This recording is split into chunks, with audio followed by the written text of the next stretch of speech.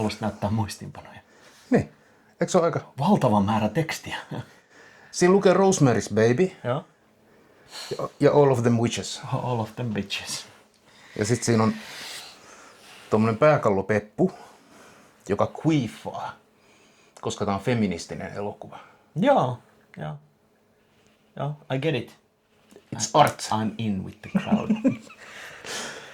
No niin, täällä ollaan taas. On hetki kun viimeksi katseltiin. Tässä on kesälomat ollut välissä. Niin, jollain oli parempaa tekemistä kuin katsoa leffoja mun kanssa. Raahasin sinulle muun muassa kalanpäitä. No niin. Mutta ollaan taas asian äärellä. Ja nyt on taas ollaan katseltu elokuva. Mut ihan eka, katsotaanpa se traileri. Kyllä. Huomasitko miten mä osaan? No, kato, osoittaa oikeaan suuntaan. Kamera on tuolla. Te katsotte siellä. Okei, sä saat hoitaa. Ihan sama. Te olette niinku kamera. Ne katsojat on niinku siellä. No niin. Jo seuraavaan jaksoon saatetaan odotella hetki. Noniin. Seuraava jakso kuvataan sitten, kun silmät ei ole enää mustana.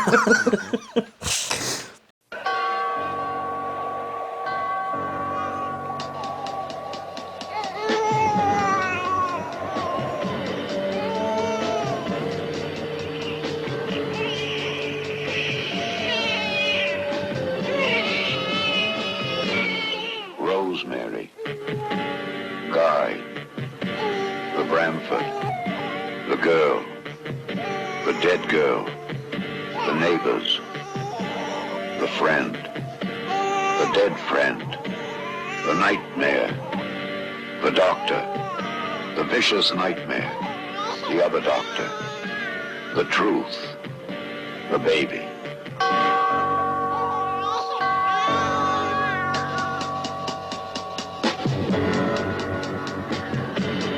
Poor baby. Whose baby? Pray. Pray for Rosemary's baby. Otetaan muistiinpanot oikealle sivulle. No niin. Onpa sul vähän kuvia siellä. On. Noniin, ja sellainen oli traileri. Eli kuten viksuimmat varmaan siellä jo päättelikin, niin elokuvana tällä kertaa oli legendaaristakin legendaarisempi Rosemaryn painajainen. Eli Ruusun Marian Baby. Joo, Ruusun Marian Bebe. Eli elokuva on vuodelta 1968 ja sitä myöten on vanhin toistaiseksi käsittelemämme. Onko? Elokuva on. Voi veljet, me ei olla siis käsitelty niitä aivan klassisia mustavalkoisia vielä, joten... No Heksen nyt ainakin pitäisi ehdottomasti Kyllä. ottaa. Ja sanoisin, että Suomi-elokuvista Noita palaa elämään muun muassa. Palataan niihin myöhemmin. Mutta siis tämä on Roman Polanskin ohjaava. Älläs huoli, palaamme tähän herraan. Ehkä tämän keskustelun jotain aikana. mielipiteitä? Ehkä. Onko hänkin siis ollut cancel-kulttuurin uhri? Hän on lapsen raiskari, joka lähti maanpakoon, koska pelkäsi tuomiota. Ai jaa. Mun mielestä sellaisen ihmisen voi ihan pudottaa framilta. Valitettavasti myös helvetin hyvä elokuvaohjaaja. Mutta siis vuoden 1968 elokuva. Ja tämä on kevyesti sanottuna oman uskonnollisen kauhugenren niin kuin ensimmäisiä oikeita merkkiteoksia, missä niin kuin oikeasti niillä uskonnollisilla teemoilla pyritään pelottelemaan. Joo. Tai väittäisin näin, koska tämä edeltää noita alan merkittävimpiä elokuvia Kyllä. useammalla vuodella. Tämä on myös tämmöiseksi niin kuin moderniksi kauhuleffaksi Amerikasta harvinainen siitä, että asettuu kaupunkiin. Ja jenkkien niin kuin isoimpia pelkojahan on maaseutu. Joo. Ja sen kautta niin kuin tämä, kun ollaan siirrytty maalta kaupunkiin. Niin Urbaaniin ympäristöön. Joo, niin hyvinhan tyylin 70-luvun Body Snatchers, helvetin hyvä. Se on kans kaupunkiin, niin kuin keskikaupunkiin. No Omen pääosin kanssa, mutta siinäkin iso osa tapahtuu siellä kartanolla. Joo. Mutta Cronenbergin alkupäästä toi Shivers on kanssa. Ootko nähnyt? Pilvenpiirtäjä-asukit, missä on se seksivirus. Joo. Siinä on myös semmonen, mitä vittua nyt taas? Oi että. Se on loistava leffa. Mä olin unohtanut sen olemassaolo. Voi veljet. Edeltää siis genressään. On Tämän jälkeen siis tuli The Exorcist ja Omen vai? Joo, siis Manaja on 5 vuotta tämän jälkeen. Ja se nyt on se, mitä yleisesti pidetään uskonnollisen kauhun niin kuin käynnistäjänä, mutta tämä on siis 5 vuotta ennen sitä. Ja tätä ennen on siis useita, muun muassa tämä, en muista leffan nimeä, William Shatner tähdittää, missä se on pukupää, mustat silmät. No joo. Huippu huono elokuva, mutta se edeltää Rosemaryn painaista mun mielestä jonkun verran. Ja Omen tietysti, joka on oma suosikkini genressä ihan heittämällä, mutta se on sitten 8 vuotta tämän jälkeen vasta. Joo. Mutta tämä oli siis niitä Zeitgeistin käynnistäjiä, jotka myöhemmin opittiin tuntemaan saatana paniikkina, eikö? Joo, tämä on niinku, tutkii asiaa niin varhain, että sillä oli osansa siinä ilmiössä. Eli on sekä asiaa tutkiva ja osa sitä ilmiötä. Se on harvinainen edustaja. Mutta palataan siihen tuossa loppupuolella tarkemmin. Mutta tosissaan pääosissa on Mia Farrow. Ja oikeastaan, no, tää on Mia Farrow show ihan niin kuin 100%.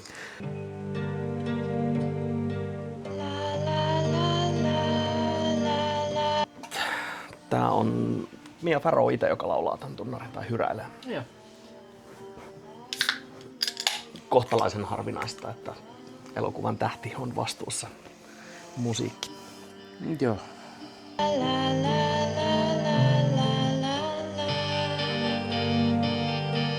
John Cassavetes näyttelee tätä hänen miestään.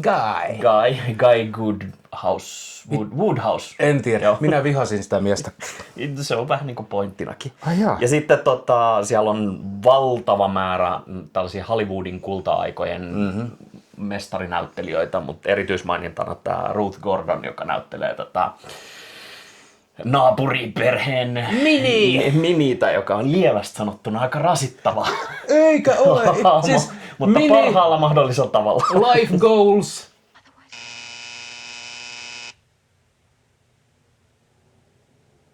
Pintapuolisesti elokuva on kauhuelokuva raskaaksi tulemisesta ja antikristuksen synnyttämisestä. Joo, mutta... Anteeksi, jos spoilataan tälleen näin lähes 100 vuotta vanhaa. mutta oikeastihan tässä käsitellään ihan muita asioita. Kyllä, mutta tämä ei myöskään ole yliluonnollinen kauhu, vaan tämä on kaikki reaalimaailmassa realistisesti, you know. Tavallaan joo. Tässä on mukana yliluonnollinen, mutta aivan. Joo. No, analysoidaan tarkemmin myöhemmin. Mutta tämä perustuu siis Ira Levinin kirjaan. Kirja tuli 67, leffa tuli 68. Eli leffan kuvaukset alkoi ihan siis kuukausia kirjan julkaisun jälkeen. Onko sä lukenut sitä kirjaa? Ei tarvi. Tämähän on siis 100% tarkka filmatisointi. Siis en usko. Ira Levin itse sanoi, että ikinä ennen eikä jälkeen ei ole Hollywoodissa tehty. Ja osittain siitä syytettiin Polanskin kielitaitoa, koska se ei ollut ennen kuvannut kenenkään toisen kässärin pohjalta.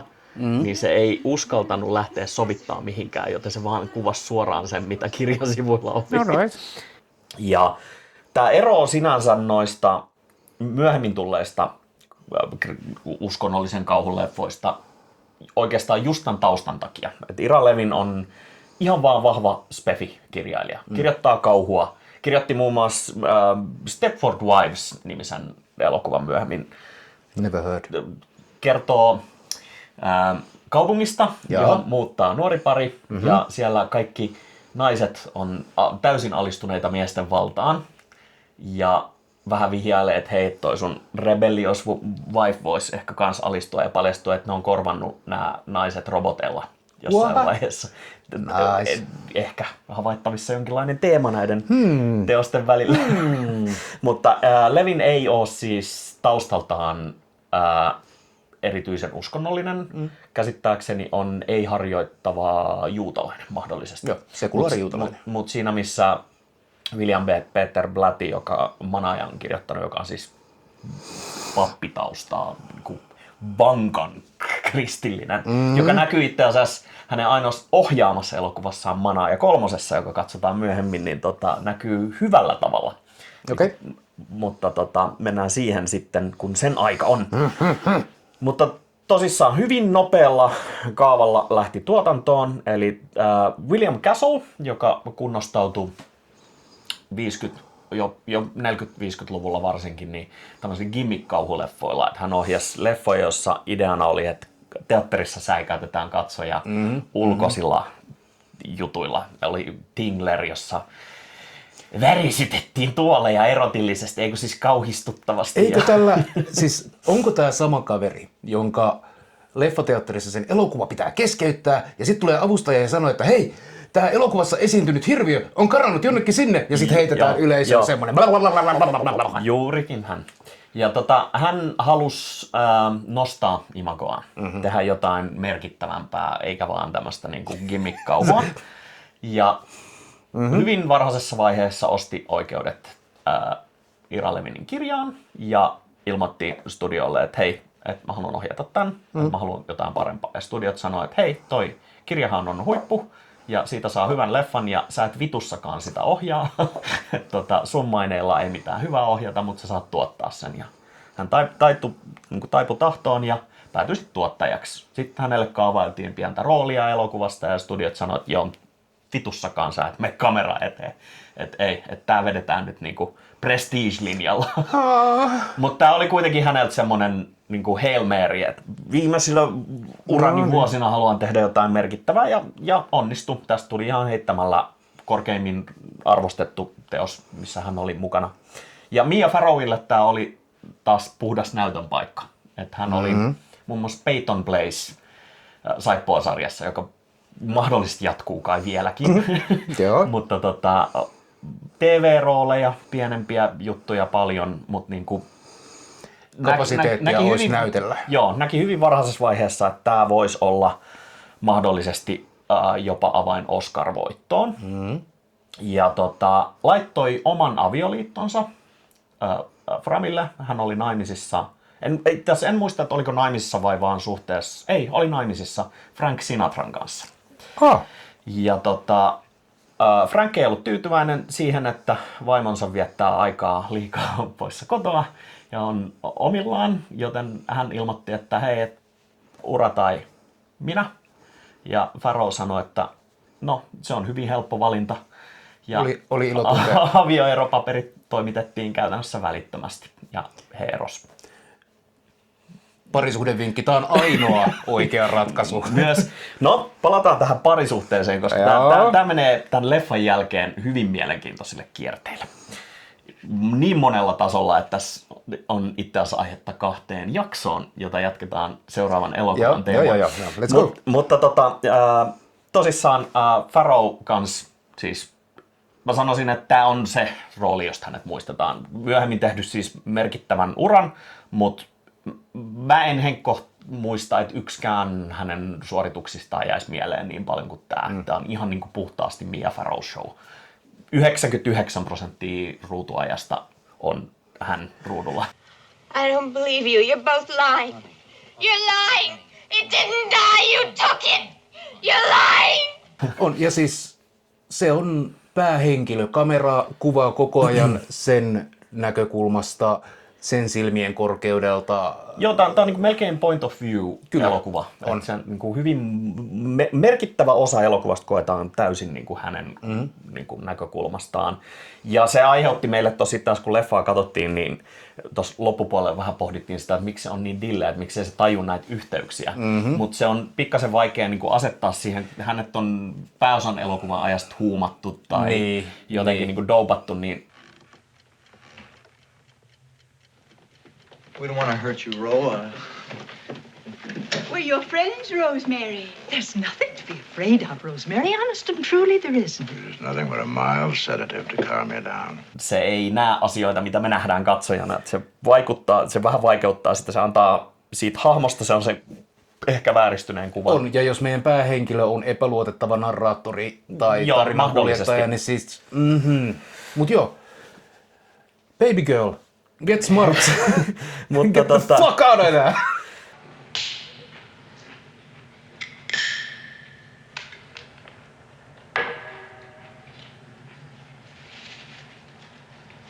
Hey, let's make love. Tämä tosissaan aiheutti sen uskonnollisten kauhuelokuvien boomin. Tämä aiheutti jossain määrin yhden saatanallisen paniikin aallon. Tämä oli merkittävässä roolissa luomassa Anton LaVeyn myyttiä. Kyllä. Miten ihanasti tämä elokuva sotkeutuu Church of Sataniin, sen alkuvaiheisiin, ja miten tämä elokuva on osiltaan määritellyt, minkälaista satanismi on tänä päivänä. Ja Mä en nyt usko, että LaVey on ollut mitenkään tekemisissä tämän kanssa. ei ole siis, ei. Se oli mutta- toi on myös sellainen, mistä mä halusin puhua, että voiko olla niin, että on osattu sissimarkkinointi luoda maine niin kuin, Joo. mahdollisesti. Ja siitä niin kuin hyötyy molemmat tahot. Kyllä. Elokuva saa mainetta ja Joo. LaVey Ja tämän nauttii myötä, egon ruokkimisesta. siis tämähän vaikutti hirveästi siihen, mikä on Church of Satanin luukki. Joo. Ja miten siis ne tää niin- on edelleen siis, kun on se modernin saatananpalvojien kokous, niin se on aina tämän näköinen Joo, tilaisuus. kyllä. Aina niin kuin sama. Oli merkittävä ilmiö, oli iso hitti tullessaan ja poiki jatko-osan TV-elokuvan muodossa, joka on siis Look What Happened to Rosemary's Baby vuodelta 1976, melkein 10 vuotta myöhemmin, joka on siis aivan käsittämättömän paska. Ai jaa. Siis ihan hirvittävää kuraperse paska ryönää. Oletko sitä jatko-osaa nähnyt tällä ikinä? Käsittääkseni niitä ei kannata katsoa edes. Ei, siis on yksi, mitä kuuluu Rosemaryn pojalle. Se on siis 80 tehty TV-elokuva. Oliko hyvä? No, se on 80 tehty TV-elokuva. Mutta se myös osittain lähtee siitä ajatuksesta, että lopussa selvinnyt asia ei ehkä olekaan oikeasti tapahtunut. No okei.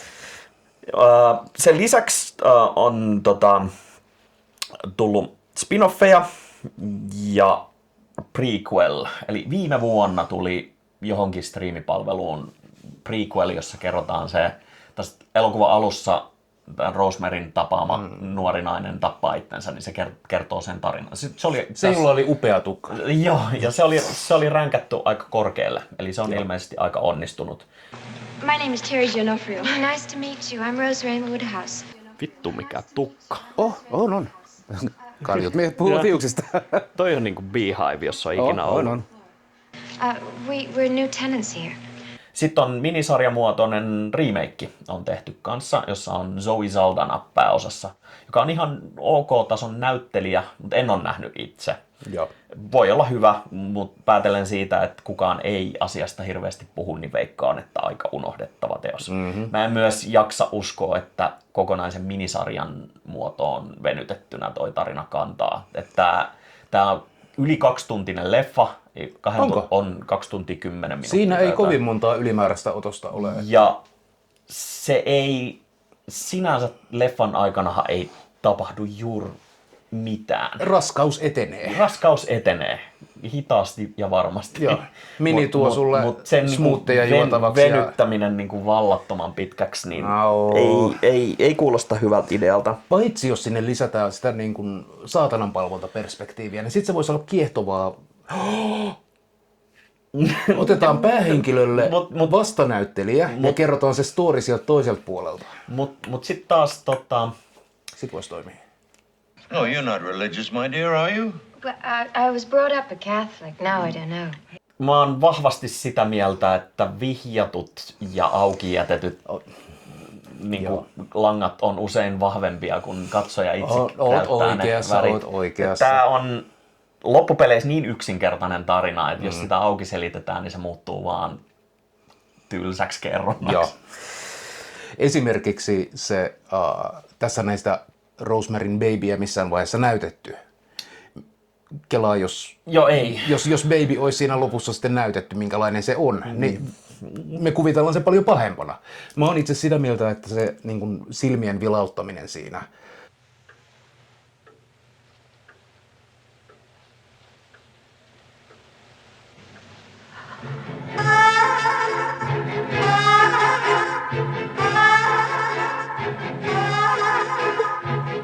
What have you done to it?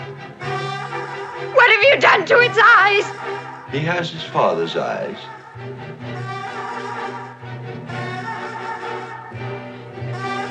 What are you talking about? Guy's eyes are normal.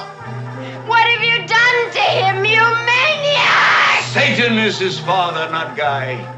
On liikaa. Se olisi pitänyt jättää pois. Joo, mutta oliko se loppupeleissä, oliko se vauvan silmät vai oliko se vaan välähdys siitä faijasta? Tarpeettomat silmät. Ehkä. Mutta tosissaan Faro on pääosassa, mutta pääosaan kaavailtiin tai testattiin montaa muuta. Muun muassa Roman Polanskin silloista vaimoa, eli Sharon Tatea. Ei ole sukua Andrew Tateille. Joo, ei. Ja toi läppä vaan tosi nopeasti.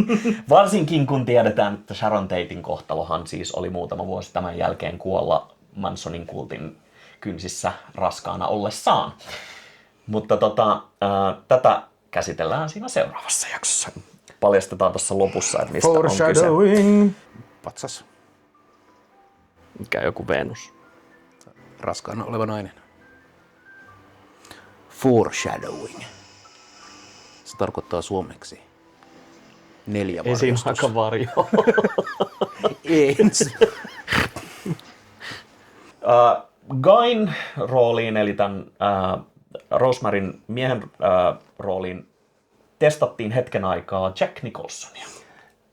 Mä melkein haluaisin nähdä sen version. Mutta mä sanoisin, että Jack Nicholson, Polanskin mielipide oli, että siinä on liikaa semmoista villiä karismaa, semmoista petomaisuutta, että se olisi liian alleviivaava.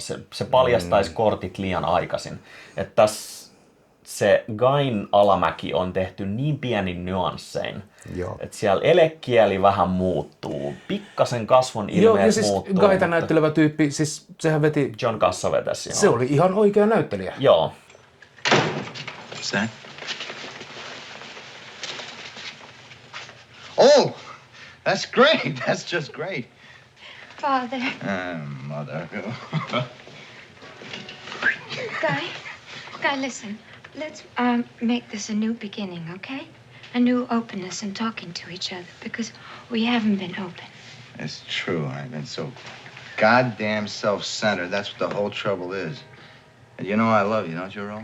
I do. I swear to God, I'm gonna be as open It's as... my fault as much as No, yours. Bull, it's mine now. You bear with me, and I'm gonna try and do better, you hear? Oh, Guy.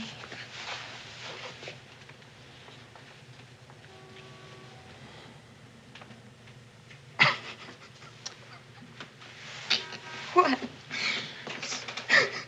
Fine way for parents to be carrying on.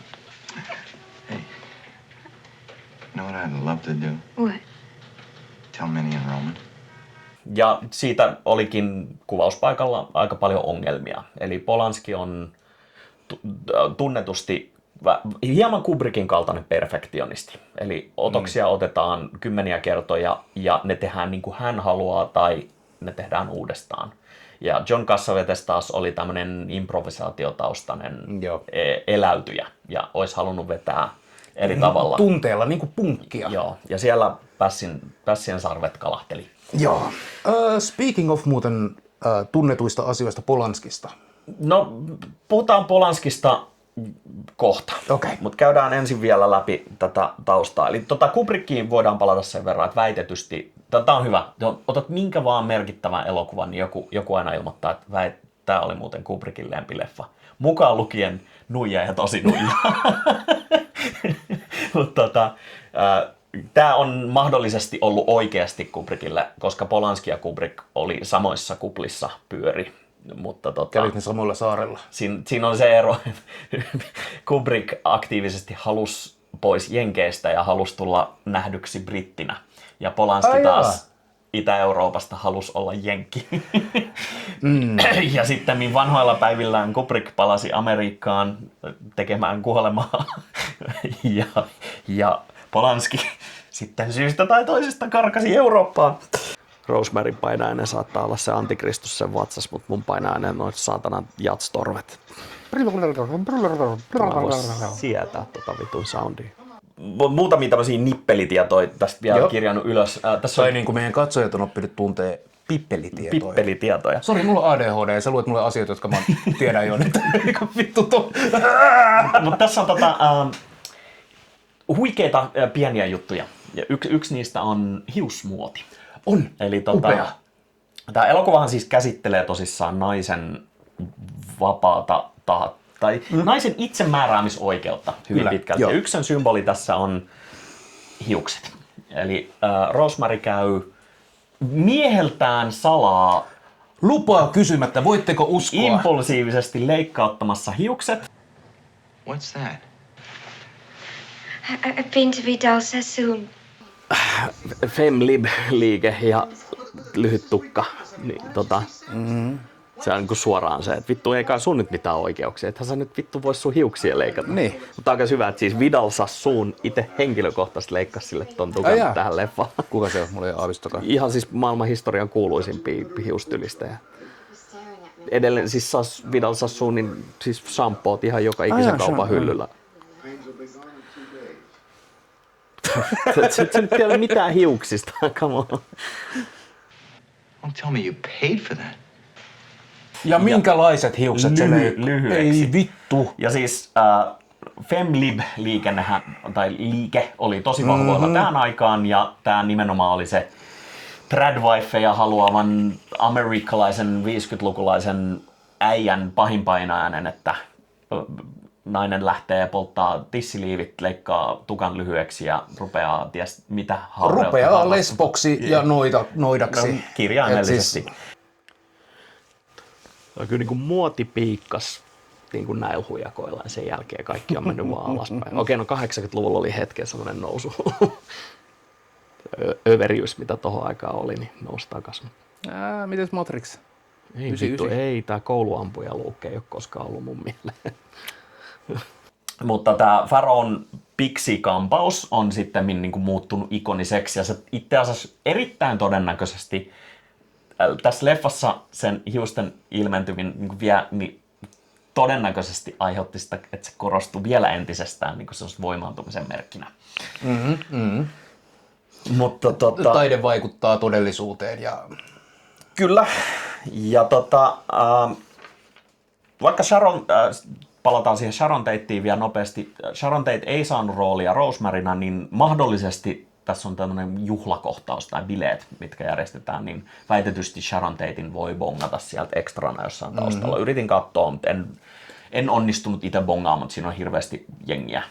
Väitetysti, nyt tulee tämmönen insertion. Joo. Väitetysti myös muuan Anton Szandor LaVey Joo. on vaikuttanut tämän elokuvan tekemiseen ja näytellyt itse saatanaa ja aktuaalisesti ollut paikalla harrastamassa raiskauskohtauksia, koska näin on luvattu ja se on kaikki yhteydessä suureen saatanalliseen kulttiin, jotka ei pidä paikkaansa. Joo, siis se oli pitkään Hollywoodissa kierräsi tämmöinen huhu, että LaVey oli niin kuin aktiivinen toimija, että tämä oli hänen niin kuin tämmöinen nukkeoperaatio. Ja nimenomaan tämä elokuvan ehkä ikonisin kohtaus, eli se raiskauskohtaus, jossa siis saatana tekee vähän pahaa. raiskaa Rosemaryn.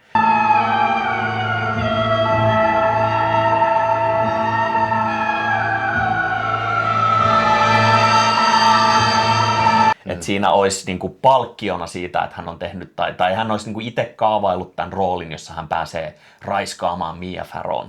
Ja todellisuus on siis se, että siellä oli tämmöinen Clay Tanner-niminen herra, ja se kohtaus on kuvattu niin, että siellä on parisenkymmentä ihmistä, täysin mulkut ja pimpit paljaana, tissit roikkuu ja... Niin kuin luoja hyvässä suunnitelmassaan tarkoitti. Lihaa tiskillä, hyvät määrät. Ja kuvauksissa Mia Farrow on vaatetettu, tai hänellä on sellainen bodysuitti, Tässä on useita alastonkohtauksia, jossa Rosemary näkyy, mutta se on niin ilmiselvästi stunttikeho. Mutta tosissaan Mia ei ollut alasti. Ja sitten, koska Polanski nyt oli mitä oli, niin sitä kohtausta kuvattiin useita tunteja. Ja tämä pukinpäinen saatana silmä, saatana ähelsi siinä päällä siis useamman tunnin ajan. Ja Farrow kuvaili sitä, että on täysin absurdi tilanne, että hän katolisen koulun oppilas, harras katolinen, on yhtäkkiä tilanteessa, jossa hänet on sidottu sänkyyn ja hänet on ympäröity tämmöisillä saatanallisilla hahmoilla ja itse piru teeskentelee raiskaamassa häntä. Mutta se oli päättynyt se tilaisuus siihen, että tämä Clay Tanner oli sitten hypännyt pois siitä, kun klaffi napsahti ja kohtaus oli ohi ja hän oli mennyt sitten Farrown luo ja kätellyt, että rouva Farrow, olipa ihana työskennellä kanssasi. A lovely working with you. It was a lovely thing to get to work with you. Johon Farrow oli sitten vastannut, että you're such a lovely chap.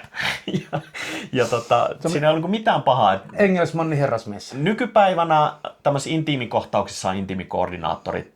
Tarkistetaan hirveän mikä on tarkkaan. ihan hyvä. Niin kuin helvetin hyvä. Ja tarkistetaan just, että kaikki on ok. Tähän aikaan semmoisista ei ollut kysymyskään, mutta ilmeisesti kuitenkin kohtauksia ja tällaisia kohtauksia on osattu tehdä myös tolkulla jo näihin aikoihin. Se on ihan niin kuin piristävää kuulla. Cocktails or wine, not cocktails and wine, huh? The dreams I have.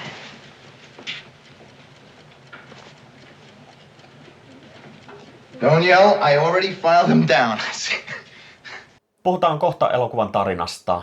Tai itse asiassa puhutaan elokuvan tarinasta ennen. Siis tää on kertomus naisesta, joka pakotetaan synnyttämään antikristus. Kyllä. Andrew, ei Adrian. Adrian, joo. Hän haluaisi nimetä se Andrewksi tai Jennings. Molemmat aika karseita nimiä. Mutta ei vaan kaikille jenneille. Mitä vittua? Joo, ihan saasta. Mutta elokuva siis käsittelee alusta loppuun sen, kun nuori pari sotkeutuu tämmöiseen saatanalliseen kulttiin. Are you aware that the Bramford had rather an unpleasant reputation around the turn of the century? It's where the Trench sisters conducted their little dietary experiments. Jota me kutsumme kapitalismiksi. Tämähän on siis kapitalismin kritiikkiä. Jep. Mutta ja päätyy siis hänet väkisin raskautetaan ja elokuva loppuu siihen, että hän lopulta siis synnyttää antikristuksen, joka otetaan häneltä pois ensin, mutta sitten hän, se jää vähän auki, mutta hän hyväksyy kohtalonsa antikristuksen äitinä. Kyllä, hän liittyy kulttiin. Että on parempi olla äiti kuin äiti antikristukselle kuin menettää lapsensa jotain. Rocky. You're trying to get me to be his mother. Aren't you his mother? Tai kuolla. Mutta siis pääasiallinen teema, siis oikeastaan se ainoa teema, mikä tässä on oikeasti Framilla, on se itsemääräämisoikeus. Jep. Eli ja se kauhu, Rosemary mikä on, tulee, kun sulla ei ole. Niin, kun sulla ei ole sitä. Että Rosemary on tämmönen, ei edes vähän, vaan aika paljon rassukka hahmo. Eli se on hentoheiveroinen nuori. aikakaudelta, joka on siinä, niin kuin, se on siinä murtovedessä. Eli pikkuhiljaa on tullut oikeus mennä muun muassa töihin, pukeutua housuihin ja niin kuin näin. Ja se on ollut sellainen murtovesialue, missä monet on löytänyt roolinsa hyvin nopeasti ja monet on sitten taas tietoisesti alistunut vanhoihin tapoihin, valitettavasti nykyään taas muodissa. Tradwife meininki. No way. Mutta Rosemary on siinä rajalla, eli haluaa olla oma itsensä, mutta ei ihan osaa. Ja Rosemaryn hahmo tulee sieltä katolisesta koulusta. Taustalta, jossa naisella ei ole ei arvoa, en tiedä, oikeuksia. oletko koskaan kristinuskoon törmännyt, mutta siinähän naiset paha. Aika pitkälti. And I don't think you ought to read any more of that. This is last chapter. Not today, honey. Look, your hands are shaking now. Come on, give it to me. You read it tomorrow. Guy. I mean it now. Give it to me.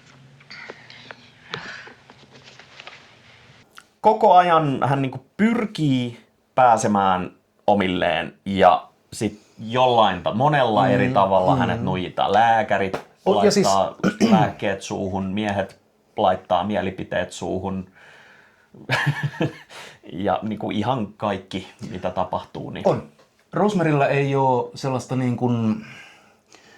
Hän haluaa tehdä jotain ja on silleen, että hei mä voisin mennä tonne. Ja sitten yleensä on se sen mies, Guy, joka vähättelee sitä dumaa, sitä oikein tämmöinen klassinen ja se... gaslight, gatekeep, girl boss, great design. Ja sehän ei siis pidä Rosemarya minä ihmisenä, se on sille vaan proppi. Joo, siis heti kun mahdollistuu parempi elämä, niin vittu mua kiinnostaa sun asia. Ai sä oot raskaana, mä kertoo naapureille, että se on hyvä juttu. Koska naapurit on raskauden aiheuttama. Siis mä oon tavannut tällaisia ihmisiä, jotka suhtautuu kumppaniinsa näin. Niin, narsisti, sosiopaatti, kyllä, ja siis, niin kuin jotain siinä. Mulla on kumppanin kanssa aina semmoinen toteamus, että onks heteroilla kaikki hyvin? Kuka vittu katsoo tällaista? Mitä? Aika moni. Hey, promise me you wouldn't be hurt. And you haven't been, really. I mean, supposing you had the baby and you lost it. Wouldn't that be the same? We're getting so much in return, Ro. Joku jo vaan hakee tuollaista. Mutta tämä on hyvin realistinen niin parisuhde, niin sairaan parisuhteen kuvaus. Kyllä. Ihan ilman näitä saatana-elementtejäkin, niin toi olisi niin kuin, aika kauhea niin kuin kuvaus. Niin kuin hyvin, jos ottaisi helvettiin noi niin kuin yliluonnolliset teemat, saatanat, niin tästä saisi niin kuin tosi raistavan tai raan draaman, melkein thrillerin. Kyllä. Väkivaltaa ei ole fyysistä, mutta semmoista... Ellet sä laske raiskausta väkivallaksi? Niin, mutta... Sitä ei näytetty, se ei ollut graafista väkivaltaa. Mutta oliko se Guy osallisena siinä ollenkaan, niin se on kysymysmerkki. Niin, no... Jossain määrin ehkä. Mutta joo, ihan hyvä pointti. Mutta niin ankea elämän kuvaus, joka... On. Sitten siltä kantilta, jos ajattelee, että koko toi ajanjakso tuossa on Rosemarylle yhtä helvettiä, niin mitä se on ton jälkeen? Et sehän niin tavallaan siinä lopussa se voimaantuu. No, me tullaan tähän myöhemmin, mutta mä valitsen uskoa, että Rosemary menee ihan hyvin. Se on just liittoutunut Coveliin. Onneksi on tää huippuarvostettu jatko-osa, josta voidaan tarkistaa. Ja, kyllä. Mikä se oli? 23 Look what happened to Rosemary's Son. Sult meni ohi mun 28 päivää myöhemmin, vitsi. Tämä muuten tohon liittyen. Tämähän sijoittuu vuoteen 1966, tai se laskettu aika on kesäkuussa 66, josta tulee kauniisti 666. Mutta minkä takia se sijoittuu just vuoteen 66? No. Matematiikkaa, dear Watson.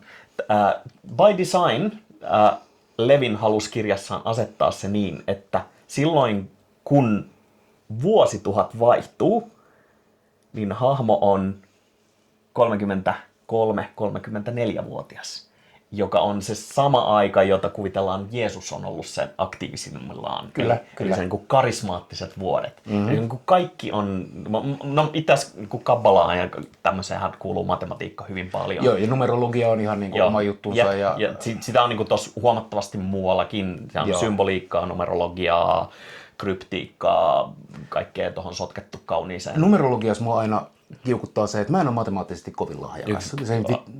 Mä en kiinnostu numeroista. Piti äsken sormilla laskea toi, että montako vuottahan siinä vuosituhannen vaihteessa sitä on. Ja mä tiedän, että on ihmisiä, jotka dikkaa numeroista. Ja sit, tiedätkö numerot on loputtomia. Mikä tarkoittaa, että numerologisesti me voidaan tulkita vittu kaikkea. Ja jossain vaiheessa tulee vaan se, että mua ei kiinnosta sun metodit, mutta mä tiedän, että sä puhut paskaa. Joo, siis ei vaan niinku... Mä ymmärrän sen tarpeen selittää kaoottista maailmaa jollain logiikalla, mutta niinku, se on kaoottinen by design. Siihen ei voi soveltaa järkeä ja logiikkaa. Ihmismieli alkaa nähdä niin kuin, säännöllisyyttä ja kuvioita. Siis pakkomielteinen tarve löytää metodin madness. Ja mun ajatus oli vaan 1966. No sen takia, että jos sen ysin kääntää toisinpäin, niin siinä on 1666. That's it. Joo, sekin toimii. Joo, mutta siis Mut sen numerosarjan löytää, kun tutkii niitä numeroita. ne löytyy. Kato numerologiaa. Oh my days. Mutta niin. No, tää käsittelee siis nuoren naisen epäoikeudenmukaista kohtelua. Kyllä. Mutta tää käsittelee... Elämää patriarkaatin armoilla. Joo. Ja tästä on olemassa tulkintoja, jossa nähdään se, että Rosemary oiskin mieleltään sairas. Eli tossa leffassahan alleviivataan loppuun kohdin se parempi lääkäri. Ei kulttiin kuuluva lääkäri, hän niin kuin ei usko sanaakaan. Ja se on kuvattu niin, että vaikuttaa, että nainen on täysin mieleltään seonnut. He lied to you. He said we were going to Hollywood. The worst thing of all, he's involved with them as well. He sleeps in pajamas now. He never used to before. He's probably hiding a mark. You know they give you marks when you join. All sorts of rituals. They hold Sabbaths there. You could hear them singing through the wall. Ja se on niinku horisee näitä niinku liian kovalla vauhdilla. Ja se on niinku ainoa semmoinen onko alleviivattu vihje siitä, että ehkä tää onkin niinku vaan sekopäistä niinku naisen hysteriaa. Mutta se tulkintatapa valitettavasti mun mielestä muuttaisi koko ton leffan niinku muuttaisi. Täysin suorastaan sanomalta vaaralliseksi. Kauhun elementtinä tämä, no ei meistä välttämättä kummallekaan tuttu kokemus, mutta feminiineille ihmisille ilmeisesti hyvin yleinen kokemus, että lääkäri ei välttämättä usko sua. Ja, tai tottele tai muuta. Ja tässäkin siis Rosemary hakee apua vanhalta lääkäriltä, siihen johon se luottaa. Ja mitä on ensimmäinen asia, mitä se tekee? Sä koetat kertoa sille totta ja hakea apua ja muuta. Lääkäri on joo. Mä soitan sun miehelle. Please don't read books. No pregnancy was ever exactly like the ones described in the books. Jos rupesin miettimään, että koko leffassa on tasan yksi positiivinen mieshahmo. Ja se on tää Rosemaryn isähahmo, Hutch. Joo. Joka heti kun se pääsee jyvälle, niin eliminoidaan niinku saman tien. Se on niinku eikä siis edes ruudulla, vaan sellainen. Joo, se on niinku off-screen ja sitten onkin jo hautajaiset. Mikä on itse asiassa aika hauska, koska... Mutta se on jännä, niinku, miksi se yksi hahmo on kuitenkin, niinku, että not all men, but all men. Niin. Et se on, sitä hahmoa ei syvennetä. Ehkä pitäisi tutkastaa, että onko sitä syvennetty kirjassa enemmän. Se oli vaan aidosti hyvä hahmo. Se on niinku aidosti hyvä. Kirjassa kerrotaan, että sillä oli 4 pseudonyymiä, jolla se kirjoitti lastenkirjasarjaa. Joo, jotain tällaista. Joo. Mutta tässä elokuvassahan ei menty siihen, että se Hutch tulee illalla kotiin ja silloin nyt mulla on todisteet ja nyt mun pitää vaan ja joku on mun asunnossa ja sit se tulee sieltä varjoista ja on ja sit se vetää sen hupun pois päästä ja sit paljastuu jotain kamalaa ja sit on silleen, ei ole Satan. Joo, tässä on siis 2 eri hahmoa, jolle tehdään pahaa. Ja kumpaakaan näistä ei näytetä, mikä olisi niinku täysin ennenkuulumatonta nykyleffoissa. Nyt just tulisi niinku todennäköisesti vielä tekoälyllä ja CGI:llä tehtynä kohtaus. Mutta tosissaan tämä toinen näyttelijä sokeutuu, jotta tämä Guy saa hänen roolinsa näytelmässä. Ja myöhemmin paljastetaan, että noidat voivat tehdä tätä, mitä pitää paikkansa. Ja siinä on, niin kuin, sivulauseissa avataan sitä, että siinä on tehty taikoja. Ja sitten tosissaan se Hutch. Mutta ne on molemmat semmosia, niin että ne vois olla myös onnettomuuksia ja sattumia. Joo, kyllä. Et se on kans niin kuin vihjais vähän siihen. Ja tästä mä dikkaan. Siis mun on pakko nyt jäädä tähän noituuteen. Tapa, jolla selittää katsojalle, miten tämä noituus toimii. 1. Ne on varastanut jotain sun henkilökohtaista tavaraa. Hutchin käsine ja sitten sokeutuneen näyttelijän kravatti. Joo. Mikä on for real se, miten kansanperinen noituus toimii, tai miten on uskottu. Ja tässä on sitten pars pro toto -periaate, mikä on latinaa. Pars pro toto. Joo, onko se Afrikan biisi? Joo. Pars pro toto on... Osa edustaa kokonaisuutta. Pars, osa. Joo. Pro toto, osa Eli kokonaisuutta. pienen osan susta lainaamalla niin voidaan vaikuttaa koko. Toisin sanoen, jos mä otan sulta hiuksia tai partakarvoja tai sun vaatekappaleen tai muun vastaavan ja murjumalla tätä esoteerisin elkein sä pystyt vaikuttamaan kohteeseen. Kokonaisuutena. Ja tätä voidaan käyttää sekä niin kuin positiivisessa että negatiivisessa mielessä. Ihmisiä on pyritty parantamaan esimerkiksi kuumeesta ottamalla, tämä niin kuin on pyhitty rätillä otsalta hikeä. Se on viety leppäpuisen nuken otsalle ja laskettu kylmään lähteeseen, jolloin on uskottu, että koska tämä kylmenee kylmässä lähteessä, niin ihminen, jolla on kuumetta, viilenee myös. Sinänsä mielenkiintoista, tuo on sama periaate, millä kvanttifysiikka toimii. Samasta asiasta lainattu molekyyli vaikuttaa siihen lainattuun kohteeseen. Se on kvanttifysiikan periaate. Ketä toi kiinnostaa, mutta noituus. Mutta se on se tarpeeksi kehittynyt tiede Joo. vaikuttaa noituudelta. Kyllä. Quantum entanglement on siis kirjaimellisesti sitä, että kaksi erillään olevaa molekyylipalaa eri paikoissa oikeasti vaikuttaa toisiinsa. Mikä on siis... On 3 keskustelua, jolloin mun aivot vaan niin sanoo, että ei vittu, tähän en lähde. Numerologia, kvanttifysiikka. Kvanttifysiikka. Joo. Kysymys vapaasta tahdosta vai determinismista? Ja säijeteoria. No se on kanssa, joo. Säijeteoria on. Mitä jos mutta mitä jos vittu kumpikaan meistä ei ymmärrä mitään säijeteoriasta, niin ei edes leikitä, että me aletaan nyt niinku, mutta onko ihmisellä vapaata tahtoa, jos molekyylit menee silleen, haista vittu. Sinä. Sinä siellä. No niin, mutta Noitus, säijeteoria. Noitus, joo. Palataan Rosemaryin. Eli jolle noidat juottaa jatkuvasti tannisjuuren uutetta. Tannis, no... I bet expectant mothers chewed bits of tannis root when nobody'd even heard of vitamin pills. Tannis root? It's one of the herbs she puts in the drink. Or is it an herb? Can a root be an herb? You sure you don't mean anise or orris root? Tennis. Siis keksit sä itse, luit sä sen jostain, että se tulee satannis? Oi, se oli vaan läppä, minkä mä heitin. Okei, koska siis sehän varmaan, siis voisi kuvitella, että se on. Eli siis Joo. tässä on tämmöinen koru, joka Rosemarille annetaan, joka sisältää tannis-nimisen kasvin uutetta, joka on välillä auttaa yrtti, joka pahoinvointiin. saattaa joo. olla myös pähkinä Ja sit tai ehkä homesieni. Siinä vihjataan sitten myöhemmin, että se on hallusinogeeninen homesieni tai jotain vastaavaa, mitä se siellä kirjassa luki. Mutta siis tannis root on täysin kirjaa varten keksitty ilmeisesti. On, joo. Ihan turha lähtee etsiä sellaista, mutta sitä ei ilmeisesti ole on olemassa. myöskään siis missään noita kirjoista tai missään, siis se on täysin tätä joo, varten keksitty. Okei. Koska sitä on aivan varmasti Toki käytetty tämän on. jälkeen myöhemmin jossain. No kun ei ole olemassa tannista. Ei, mutta siis mä meinaan siis fiktiossa. Joo, on. Siis Kyllä, voisi kuvitella. Mutta siis satannis kävisi järkeen siis siinä yhteytenä. Toki noitaperinnössä on erilaisia yrttejä Joo. ja huumeita ja päihteitä ja lääkkeitä ja joista osa on oikeasti olevia ja osa on fantastisia. mikäs kyllä. tää on Voinyhjan manuscript. Tää Se.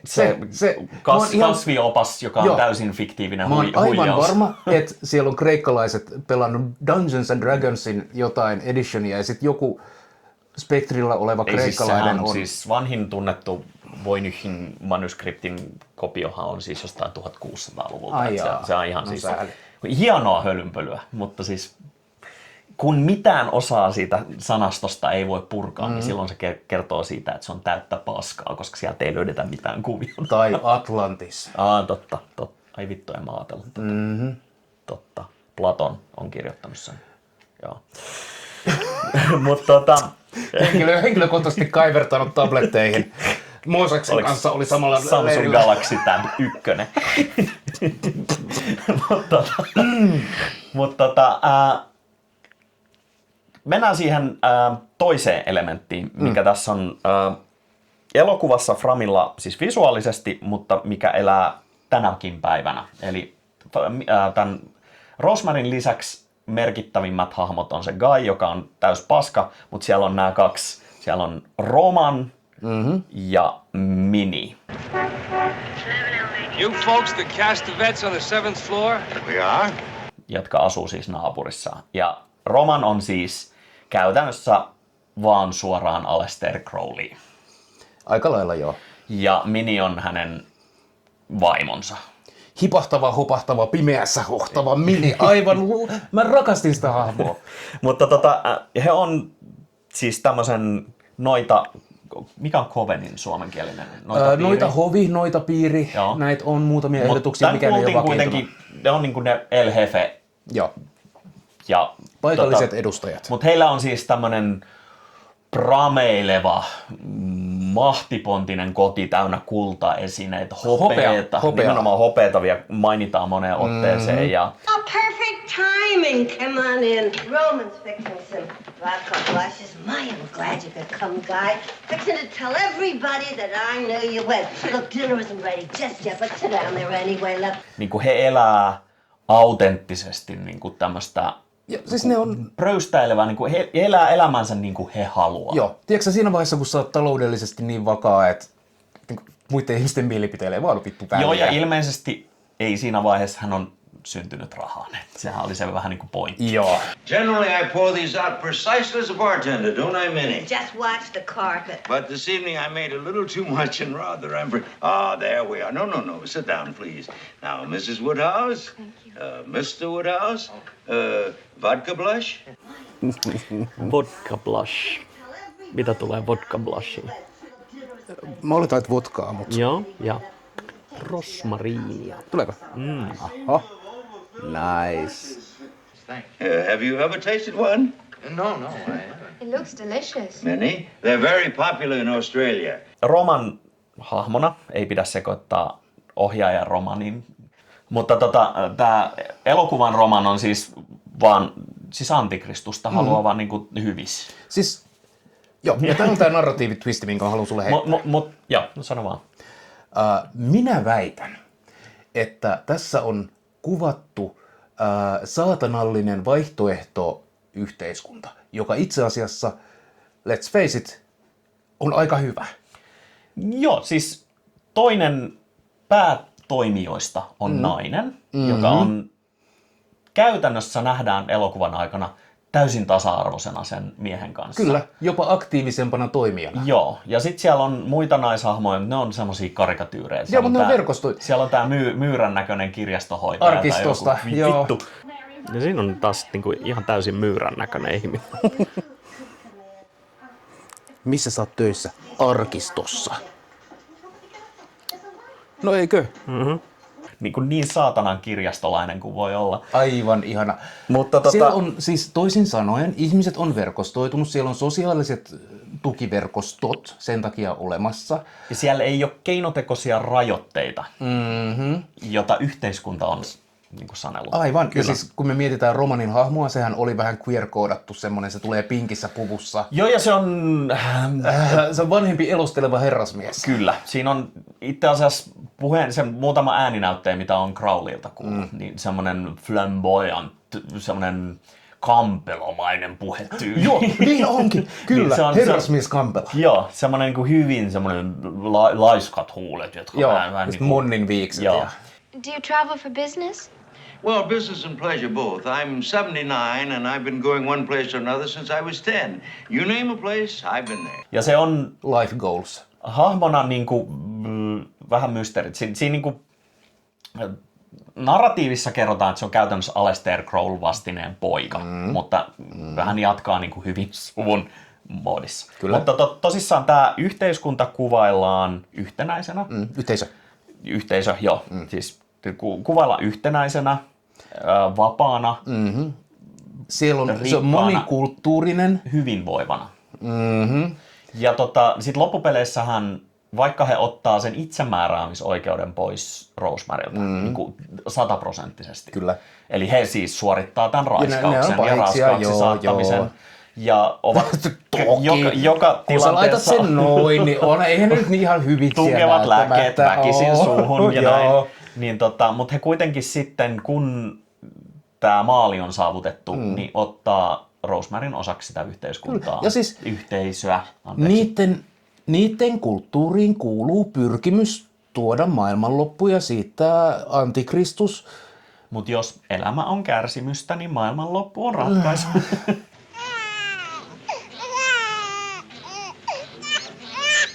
Get away from here. Roman, You're rocking him too fast. sit down. Get her out of here. Put her where she belongs. You're rocking him too fast. That's why he's crying. Oh, mind your own business. Let Rosemary rock him. Go on, sit down with the others. Let Rosemary rock him. Well, she's liable Sit to. down with the others, Laura Louise. Siinä on vähän niin kuin samanaikaisesti yritetään alleviivata sitä, että tämmöiset niin kuin kiltin olost aristokraatit on sisimmältään täyttä paskaa ja haluaa antikristuksen maailmaan, mutta sitten siinä vahingossa vähän niin kuin kuitenkin annetaan niin kuin ilmi, että ei vittu, että ehkä toi on sittenkin vaihtoehto. Toisaalta, Ja niin. tämä niin kuin kuvasto tästä niin kuin heidän piiristään, miten ne oleskelee, niin kuin periaatteessa emuloi semmoista brittien aristokraattista ylämystöhovia, helvetin tulen klubityyppinen tämmöinen. On. Niin on itse asiassa ollut todennäköisesti samaa aikaa ottanut mallia Lavein sen aikaisista touhuista. Joka oli uutisissa ja mutta myös toiminut toisinpäin. Koska LaVey jatko elämäänsä, Church of Satan jatko elämäänsä elokuvan jälkeen ja on ottanut ihan vittu suoraan näitä samoja elementtejä niin kuin Year is One. Joo, no tää kumartaa siis suoraan Year Onein. Eli tässä mainitaan se, että hyvää ensimmäistä vuotta. Eli he otti Lavein ajanlaskun käyttöön nää.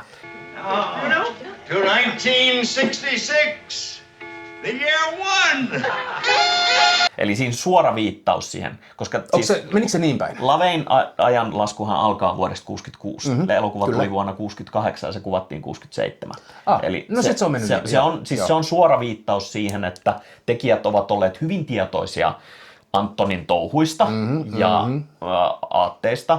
Mutta vaikka niin kuin monet väitti kuvausten aikaa, että LaVey on ollut aktiivinen toimija elokuvan parissa, niin mitään tämmöistä ei ole ikinä käynyt ilmi. Ei ole ollut kuvauspaikalla, ei ole vaikuttanut mitenkään mihinkään. Ja siis aina kun me puhutaan LaVeysta ja mitä LaVey on tehnyt, meidän täytyy muistaa, että LaVey oli hustleri.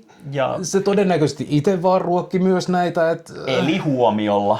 Niin. Ja tätä me mietittiin tuossa elokuvan aikanakin, että olisiko joku ollut vuonna 68-67 jo niin vitun fiksu, että olisi osannut rakentaa sissi viraali markkinointikampanjan sen ympärille, että ne olisi itse levittänyt sitä huhua. Mahdollisesti. Kyllä. Se olisi tosi varhainen niin kuin esimerkki. No okei, no mä veikkaan nämä Snake Oil salesmanit sun muut on tämän tempun hallinnut jo satoja vuosia aikaisemmin. Mutta elokuvan niin kuin markkinointiin sen niin kuin huonon PR:n mukaan ottaminen ei ole näin varhaisessa vaiheessa, vaan. niin se olisi niin kuin hieno esimerkki siitä. En löytänyt mitään todisteita, että näin olisi ollut, mutta silloinhan se on tehty hyvin se kampanja. Kyllä. Mutta se luukki on siis tämmöinen aristokraattinen luukki saatanallisille pahiksille, niin on se, mikä elää ihan tänä päivänä. Meidän ihan varhaisissa jaksokokeiluissa, Late Night with the Devilissä muun muassa. Eli jaksokokeiluista. Mutta siinä on ihan käytännössä identtinen noitapiiri. Jep. Tämän niin kuin, kohtauksen kanssa. Se niin kuin, visuaalisesti se on se. Ja sehän niin kuin, juontaa juurensa todennäköisesti siihen amerikkalaiseen brittiylämystön pelkoon, No Kings. Sitä on lähdetty pakoon sinne rapakon taakse. Eli ne on ne kaksi niin kuin yleisintä asiaa, mitä amerikkalainen pelkää on se. Kyllä. Kun muutettiin maalta kaupunkeihin, niin totta kai nämä maalaiset muuttu heti pelottaviksi ja hirveiksi.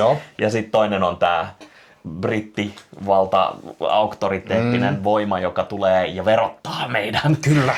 Kaadetaan ne saatanan teet sinne saatanaan. Samaan aikaan tässä on meillä pelottavia eurooppalaisia juuria, joista tulee jotain niin vanhan mantereen kirouksia. Eurooppalaisia vaan huhujen mukaan saattaa jopa Australiasta olla. Herran Jumala, vankisiirtola.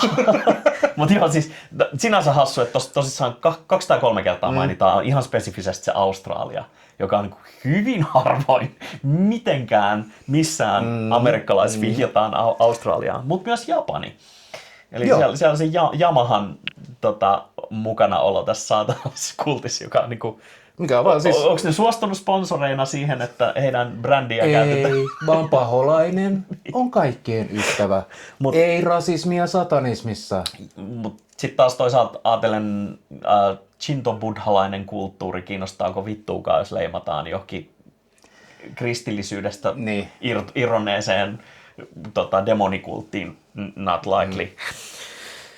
Mutta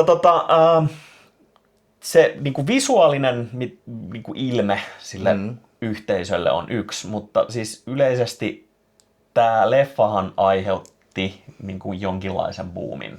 On. Että itse asiassa se boomi on ollut päällä. On, ja tää on vesimiehen sitä. aika, Kyllä. uusi heränneisyys, niin kuin ollut niin kuin all the rage. Nuorisokulttuurin synty, hippiliike. On vedetty kamaa, on vapaata rakkautta ja naitu villisti, on tehty asioita ensimmäistä kertaa uskallettu. Ennen kaikkea tietysti yksi asia, mikä koko tämän muutoksen laittanut alulle on tietysti ei mikään sen vähempi kuin e-pilleri, joka siis vuonna 60 lanseerattiin ja siis vapautti ne naiset päättämään omista kehoistaan. What? Kyllä on maailmankirjat sekaisin, jos nainen saa päättää. Naiset pääsee valtaan ja saatanaa heti valloilla. Mutta mut siis tästä niinku lähti, tai tämä surffasi sillä aallonharjalla, joka taittui vasta huomattavasti myöhemmin. Jossain määrin jatkaa edelleen. Et edelleen nyt ihan viime vuosina uusi heränneisyys taas tullut. Saatana paniikkeja on ollut 3 tai 4. Joo, kyllä. Tämä niin menee, että se kiehtoo samalla tavalla semmoisessa syklissä kuin muoti. Saatana tulee ihan yhtä usein takas kuin takatukka. Joo. Itäiset voisi tulla uskonnot, useammin, jos mystiikka. takatukasta pääsisi eroon. Mut joo, ihan hyvin sanoit, että tukasta pääsee eroon. Sekä edestä että takaa. Mutta joo, siis itämainen mystiikka on se toinen. Että ne Etitään sitä henkilökohtaista voimaantumista, palataan juurille, tulee tällaisia internetin mahdollistamia varjoyhteiskuntia, omia kuplia, mutta myös negatiivisessa, eli on näitä Radwife-ilmiöitä, on uuskonservatiivismia, on kokoomusta ja keskusta. On kokoomusta ja perussuomalaisia. Keskusta. Niin. Persesuomalaisia, kyllä. Mutta ajat muuttuu. Mutta mikään ei muutu. Mikään ei muutu. Samat toimijat hallitsee sieltä taustalta marionettinukkejaan. He came up from hell and begat a son of mortal woman. Hail Satan! Hail Satan! Satan is his father, and his name is Adrian. Tämä siis vaikutti ja oli samaan aikaan vaikutuksen kohde. Joo. Täydellinen teos. Se on niin klassinen oikeaan aikaan, oikeassa paikassa, oikeat ihmiset tekemässä oikeita asioita, jolloin niin kuin kaikki yhdistyy. Täydellinen myrsky. Ja visuaaliselta kieleltään leffa on siis tosi upeasti kuvattu. Se on siis... Siirtymät oli hienoja, kameran kuljetus. 60-luvun lopun muoti pääsee niinku todella framille. Ja Polanski on siis... hatut on, värit. Ja Polanski on siis valtavan taitava ohjaaja. Joo, myös lapsenraiskaaja. Joo, ja tää on nyt se aika puhua tästä. Eli tää on semmoinen jakso, minkä tekemistä mä henkilökohtaisella tasolla jouduin pohtimaan, ja mä tiedän, että sä jouduit omalla tahollaan. Eli pitääkö taide voida erottaa tekijästään? Ja jos voi, niin onko se anteeksi antamista tai jotain vastaavaa. Eli jos nyt joku ei oikeasti tiennyt, niin tämän elokuvan jälkeen, niin kuin jo aikaisemmin mainitsin, niin Roman Polanskin vaimo Sharon Tate, joka oli raskaana, niin tapettiin. Siinä kuoli muutakin porukkaa.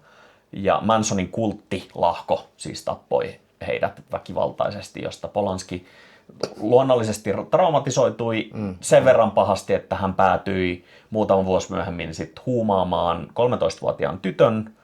Muistaakseni se oli joku valokuvaussessio, johon niin malliksi kutsuttu, ja sitten raiskaamaan tämän.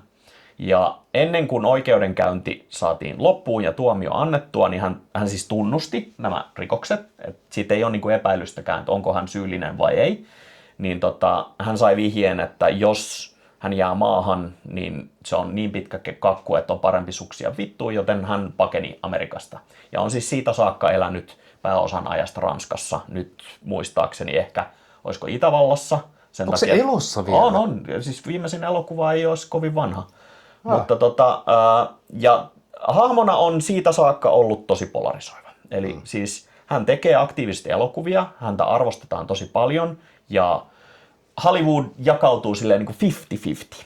Eli merkittävä osa Hollywoodin toimijoista haluaisi, että hänet armahdetaan ja että hän voisi palata Amerikkaan ja hän saisi maineensa takaisin. Ja puolet on sitten silleen, että no vittu se on lastenraiskaaja.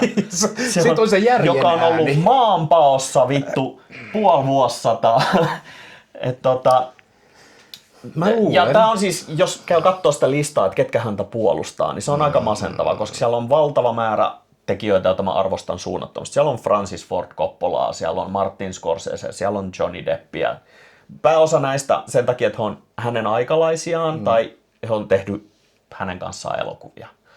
Mutta tämä niinku, mä en tiedä, siis tämä mitä hän on tehnyt on niin kamala teko, että en niinku ikipäivänä voisi niinku kuvitella, että kenelläkään olisi mitään syytä sellaista antaa anteeksi, mutta sitten kun sen kuoruttaa sillä, että on niinku pelkurimainen pakenija vielä kaiken lisäksi, joka ei ota vastuuta hoitaakseen, niin kaikesta huolimatta valtavan, siis uskomattoman taitava elokuvaohjaaja. Ja tämä on nyt niinku niitä, missä mun on niinku vaikea piirtää sitä viivaa hiekkaa tai ottaa mitään puolta siinä. Mä pidän tästä elokuvasta suunnattomasti. Tämä on merkittävä. Tämä on elokuvahistoriallisesti siis tärkeä elokuva. Tämä on kulttuuriteos, jolla on merkitystä ja se on erinomainen lajissaan. Jep, mutta joka kerta kun tämän mainitsee, niin Polanski on pakko nostaa framille, koska hän on se visionääri tämän takana. Ja myöhempiä elokuvia on 9 sportti muun muassa, joka käsittelee vähän samanlaisia teemoja, tai siis sitä saatanallista teemaa. Erinomainen leffa, ainakin muistikuvien mukaan. Mutta sama homma, että pitää oikeasti miettiä, että halutaanko me analysoida ja antaa merittejä kaverille, joka on ilmeisesti ihan täysi paska. Niin kuin kasa paskaa ihmisen muotissa. Joo. Mitä mieltä sä oot siitä? Pitääkö taide voida irrottaa tekijästään? En mä tiedä, voidaanko me koskaan irrottaa taiteilijaa tekijästään. Mä uskon, että meillä ei ole mitään syytä tai velvollisuutta tai moraalista oikeutusta sietää tällaisia absoluuttisia rikollisia, jotka on rikkoneet niin selkeitä moraalisia tabuja. Eikä pelkästään moraalisia, vaan siis lakeja ihan suoraan tästä. No siis myös niitä, mutta minä en arvosta lakeja myöskään, joten Mutta siis, niin. Mä luulen, että Hollywoodin kokoisessa kylässä riittää ehkä sen verran talenttia, että se ei missaa yhtä Polanskia. Sieltä ehkä joku muukin osaa tehdä elokuvia. Joo, mutta sitten taas toisaalta, kun lähtee miettimään, niin jos samalla kaavalla sitten tuomitaan Chaplin, hänen vaimonsa Oona Chaplin 13, kun he meni naimisiin. Chaplin taisi olla 50. Jerry Lee Lewis taisi olla, serkkunsa, jonka kanssa hän meni naimisiin, niin oli 13, kun he sai poikkeusluvan mennä. Hyi. Siis tämähän on niinku tohon aikaan aika toistuva teema. David Bowie on siis tuomittu alaikäisen kanssa haureuden harrastamisesta. Irvin Goodman raiskasi lapsen. Niinku, se on semmoinen, että jos tällä samalla kammalla ruvetaan käymään populaarikulttuuria läpi, niin aika vähiä. Mä luulen, joka on niinku oikeasti ongelma. Odota. Mä luulen, että se ei oikeasti ole ongelma, koska kulttuuria löytyy myös niiltä, jotka ei raiskaa lapsia. Toivon mukaan. Mutta katsotaan nyt, kun Epsteinin lista tulee julki, että jääkö kukaan pinnan yläpuolelle. Mutta tämä on tämmöinen missä kohtaa asetut ja mille puolelle. Niin. Ei ole helppo kysymys. Edelleen pystyy nauttimaan elokuvasta. Sen katseleminen ei vituttanut. Tämän keskustelun päässä muodostaminen taas ehkä jossain määrin stressaa. Tämä on semmoinen, että jos tänä päivänä olisi tämä sama keissi, niin se olisi siis Polanski kanseloitaisiin. Jostain syystä tai siihen aikaan niin ei menettänyt kasvojaan tällaisen tempauksen johdosta, joka on mun mielestä ihan käsittämätöntä, mutta toisaalta sitten taas se aikakausi on ollut semmoinen, mitä minä ja sinä ei voida käsittää, koska se on 10-20 vuotta ennen meidän syntymää ja aatemaailmat on ollut hyvin erilaiset. Se oli muistaakseni ennen internettiä, eikö ollut jo? No itse asiassa DARPANET on... Fuck! 78 tai jotain. Kuka on käyttänyt DARPANETtia? Mutta julkista verkkoa jo edeltää aika paljon. 94 tai niin www aueta yleensä. Nosferatuilla oli Shreknet. No totta, niin olikin. Valkosipulin kynsillä naputtelivat viestejä tauluille. Mutta joo. Ja tosissaan tämän jakson sisarteoksena meidän seuraava elokuva tulee olemaan Quentin Tarantinon Once Upon a Time in Hollywood, joka siis... Minä en ole nähnyt. Ja et toivon mukaan tiedä ihan hirveästi siitä. Mutta sanotaan näin, että se käsittelee tätä aihetta, siis aihetta Polanski ja Sharon Tate jollain tavalla. Mutta analysoidaan siinä vielä mahdollisesti lisää tätä taiteen, sadun, tekijän ja muiden eroa. Mutta se on elokuva, jos joku katsojista toivon mukaan on sen jo nähnyt, niin tietää, että you're in for a ride, koska mä haluan nähdä susta sellaiset täysin autenttiset reaktiot muutamiin asioihin. Mutta palataan siihen lähiviikkoina. Itsehän olen aivan kivikasvo, mulla ei ole minkäänlaisia reaktioita. Tähän se... Joo. Mutta merkittävä leffa, merkittävä tarina taustalla. Tämähän siis tosissaan leffan jälkeen tapahtuneet asiat aiheutti ongelmia ja traumatisoi tekijöitään. Eli William Castle, tämä tuottaja, epäonninen, niin muun muassa traumatisoitu siitä Sharon Taten kohtalosta. Hän sai päähänsä, että tämä liittyy tämän elokuvan aiheuttamaan kiroukseen. Sori siitä. Ja vetäytyy vuosiksi julkisuudesta. Eikä tuottanut kuin muutama elokuva enää tämän jälkeen ja sitten kuoli pikkasen ennenaikaisesti mahdollisesti. Nyt en ihan muista. Samaten Ira Levin, tämä kirjailija, vähän on harmitellut ihan, olisiko ollut 2004 antovia haastatteluja, että harmitteli vähän sitä, että tämä elokuva ja sitä seuranneet elokuvat on tietyllä tapaa aiheuttanut tai tuonut esiin myös semmoisen fundamentalisti-kristillisen ajattelutavan nousun. Joo. Eli kun on luotu tämä vastine, niin sitten on ollut ikään kuin lupa vetää ne oikeistonupit sinne ihan niin kuin ääripäähän. Eli jos mä saan, siis salaliittoteoriat tuohon aikaan, kun saatanapaniikki lähti rullaamaan, niin jengi oli for reals vakuuttunut siitä, että Rosemary's Baby on käytännössä dokumentti. Joo. Ja että tällaisia saatanallisia kabbaloita on olemassa ja ne pyörittää maailmaa. Joo, ja siis toi Castle just siis henkilökohtaisesti sai kirjeiltä niin kuin ihmisiltä, jossa häntä syytettiin saatanan esiin tuomisesta. Kyllä. Että niin kuin taideteos on kirjaimellisesti ollut vastuussa siitä, että saatana, joka on unhoitettu jo, niin on taas uudestaan framilla vedoten tähän klassiseen, että suurin temppu, mitä saatana on koskaan tehnyt, on uskotellut, että häntä ei ole olemassa. Niin siihen vedoten, ja se vaikutti just siihen Castleen ja se erakoitu. Ja kun tämmöinen niin kuin, käsitys meitä uhkaavasta pimeästä voimasta on iskostunut kulttuuriin, niin se on ruokkinut ja edesauttanut evankelis-kristillistä fundamentalismia ja muokannut sitä maailmaa. Mä muistan, että mulla oli seurakunnassa tällaisia niin keissejä, että me oikeasti pohdittiin, että niin, Norjassakin palaa ne kirkot. Sattumaako? Mikäs tää meidän kouluja kiertänyt? Riku Rinne. Riku Rinne, voi vittu. Joo, siis tämähän oli yksi niistä leffoista, jota Riku Rinne halusi. Noitapiiri, tämä ja... No ei, Manajaa ei maininnut, koska siis Manajahan on katolisen kirkon värväys elokuva käytännössä. Mutta tätä niin kuin Riku tykkää, tai en tiedä, on Riku valitettavasti taitaa olla hengissä vielä. Riku on vielä hengissä, mutta Rikulle terveisiä, jos kuuntelet, niin älä ole. Lopeta. Mikä unalive. Kyllä. No joo. Jiittaa itsestä tästä.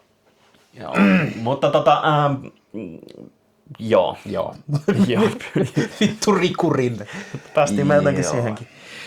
Hail Adrian! Hail Adrian! Hail Satan! Hail Satan! He chose you out of all the world, out of all the women in the whole world. He chose you. He arranged things because he wanted you to be the mother of his only living son. His power is stronger than stronger. His might shall last longer than longer. It's Satan! No! It can't be! No! Look at his hands and his feet. Oh, God! God is dead! Satan lives! The year is won! Kelaa miten hankalia tällaiset niin kuin salaliitot on ollut aikana, kun sä et ole aktiivisesti voinut mennä vetää sitä tietoinformaatiota jostain kuvalaudalta. Niin, tai siis kuin siisti on ollut oikeasti pitää semmoista saatanapiiriä, kun kukaan ei pääse sun jyvälle. Että on siinäkin puolensa. Niin, no. Mutta loppuun vielä, tässä on mielenkiintoinen niin kuin loppukaneetti tähän Roman Polanskin raiskaajan juttuun. Eli ootko perehtynyt Mia Farrown elämään tämän elokuvan jälkeen, niin kuin yksityiselämään? Eli niin kuin mainitsin aikaisemmin, niin hän oli siis naimissa Frank Sinatran kanssa. Sitten hän he tosissaan erosivat ja Mia Farrowhan päätyi siis menemään naimisiin siis Woody Allenin kanssa. Oh. Ja Woodyhan on tunnetusti hyvisten puolella kanssa, eikä suinkaan mennyt oman alaikäisen adoptiolapsensa kanssa yhteen. No. Mutta kaikella tällä on todella mielenkiintoinen hopeareunus. Mm-hmm.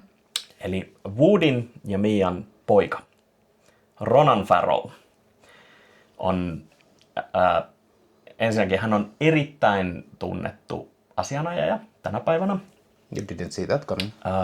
Erittäin siis uskomattoman komea jätkä. Ja siis tosissaan hän on papereissa on siis Woody Allenin poika. Olet nähnyt Woody Allenin ehkä joskus, semmoinen goblinin näköinen, semmoinen isonenäinen, hörökorvainen, valtavat silmälasit. Ja sitten, ootko ikinä nähnyt kuvaa Frank Sinatrasta? Sliipattu tukka, pistävä old blue eyes, pistävän siniset silmät, jykevä leuka. Ronan Farrowlla on jykevä leuka, valtavan siniset silmät. Tähän ruudulle kuva. Ehkä voitte jotain päätelmiä tehdä. Hän ei ole koskaan sitä avoimesti myöntänyt, eikä Miakaan ole sitä myöntänyt, mutta he käytännössä on sivulausessa siis kyllä antanut ilmi, että on siis Sinatran poika. Ja Ronan Farrow, asianajaja, on yksi niistä, joka aloitti Weinsteinin takomisen pois. Ja yksi näistä niin kuin suurimmista Hollywoodin seksiskandaalin raiskausjuttujen niin kuin asianajajista. Eli hän on se, joka hyppää ja puolustaa niitä naisia, joita oikeus ei ole suostunut historiallisesti kuuntelemaan. Ja on tuonut niin kuin valtavan määrä esille näitä mätäpaiseita ja paskoja. Okay. Eli tämä niin kuin kaikki Rosemaryn poika on lopulta se, joka on auttanut siinä itsemääräämisoikeuden. Ihan kiva. Sitä sanotaan, että historia ei toista itseään, mutta se rimmaa. Joo, mutta tämä on semmoinen niinku jännä, että se niinku, tavallaan tosielämä ja täysfiktio sekoittuu niin erikoisilla kierteillä tässä näin, että sitä ei niinku oikein voi käsittääkään. Mutta Ronan Farrow on semmoinen hahmo, jota kannattaa ehdottomasti seurata. Siis se on kiehtova niin kuin henkilötyyppinä. Uskomattoman karismaattinen. Jos olisi näyttelijä, niin se olisi iso stara, mutta ei mitään ambitioita sinne, koska on katsellut Hollywoodia sisältäpäin. Kasvatti faijansa, on lastenraiskari, kuten äidinsä aikoinaan tuntema ohjaaja, tämä raiskari Roman Polanski. Hei, mä tiedän, että tämä on niinku kauhuleffa ja mä oon useasti sanonut, että taiteen pitää satuttaa, mutta mulla on vähän huono olo nyt kaikesta tästä. Mutta tämä on, ei helppo aihe käsitellä, mutta käsitellään sitä tosissaan ensi jaksossa. toisesta kulmasta. Bring it! I can take it! Sen verran mä voin luvata, että raiskaukset ei liity sillä kertaa tarinaan juurikaan. Mutta ensi kertaan nähdään tavallaan kevyemmissä merkeissä. Palataan Hollywoodiin. Palataan Hollywoodiin. Hollyweird. No, ei kai muuta. Laitetaan nahkakuovilla homma kiinni. Huoppa! Hei hei!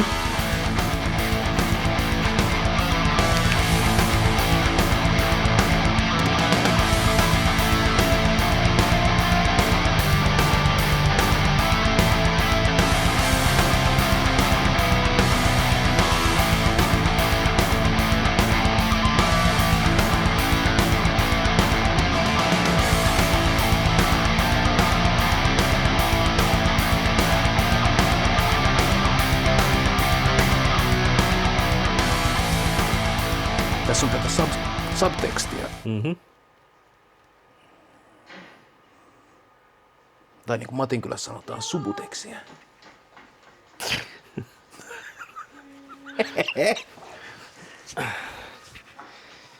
Lempilännen hahmoni Subutex Ville.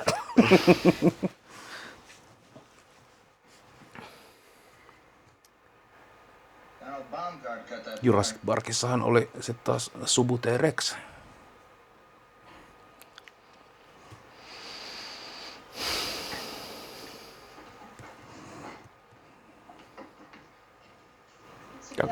Tulhumyytoksessa on toi Shubun Nikuratex. Ei enää lähde pidemmälle. Joo, Nyt loppu tän. Minä ajattelin vielä kertoa yhden poliisikoiran Roy. Ei kun vittu. ei sit saa kyllä, ei vittu. No joo, poliisikoira Rex. Maistuisiko Subutex?